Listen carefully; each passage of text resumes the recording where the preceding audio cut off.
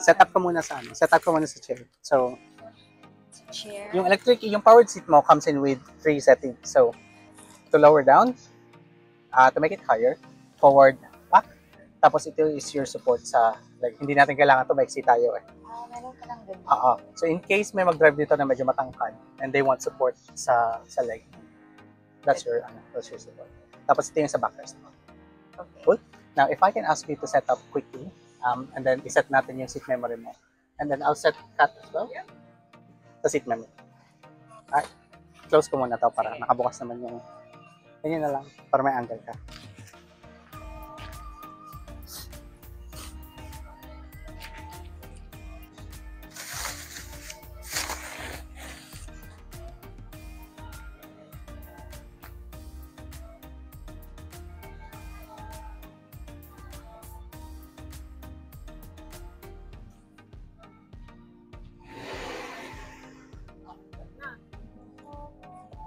This is okay. Yeah.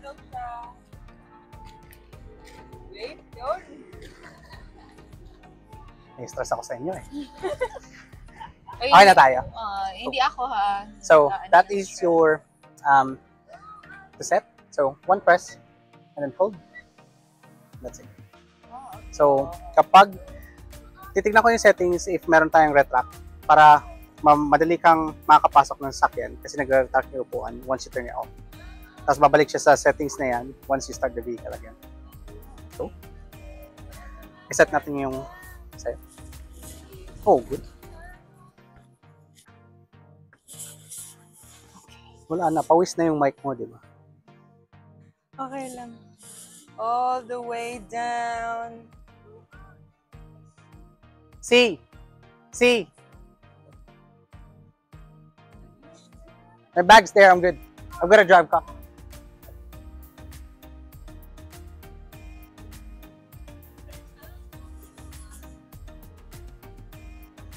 Nakakatawa naman, nag-aalala sila sa akin. Kasalanan to ng dalawang Asian eh. Okay na, goods na ako. So, same thing to set. Lagay na lang kita sa 2. Thank you. So, ang mangyayari, kapag lumabas si Kat sa sasakyan, press 1. Oh, how high-tech naman yan. Sitting position na yun. So, gagawin ko ngayon sa register ka sa user.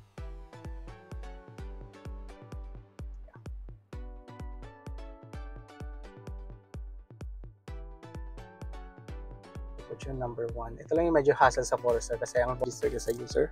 Minsan walang nakalagay dyan. Ibig sabihin, walang na-recognize yung infrared natin as a driver. Pero may driver pa rin at the same time. No. Next one would be just your navigation. And your next ones would be your media, kung naka-connect yung Bluetooth niya and everything. And that is just your fuel economy. So, dyan mo mapapansin yung fuel economy ng car. And that is just your standard display. So, kung ayaw mo masyadong maraming nakatutok sa screen, you can always do a standard display. Alam nyo gamitin yung traction, yung car na walang traction control, you can always hold and press, and then traction should be off. And that should be on. So, nandun sa right ng dashboard. So, I'll take it back. Auto vehicle hold. Ito naman yung part ng sasakyan. Pag inactivate mo siya, pwede mo nang bitawan yung paa mo sa brakes and then the car will just hold for you. So, aside from that, Foresters is nice and simple naman to use. Wala kayong masyadong hindi mo sa dapat alamin. Meron kayong double plug dito in case na gusto nyo maglagay ng kung anong anek-anek sa loob. And then, this is your coin holder.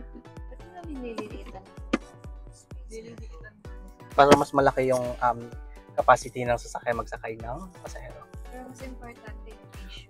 Sige, sabihin ko yan sa ano ha. Sabihin ko yan. Questions so far?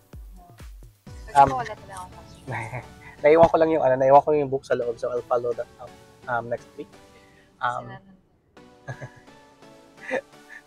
Lane departure set.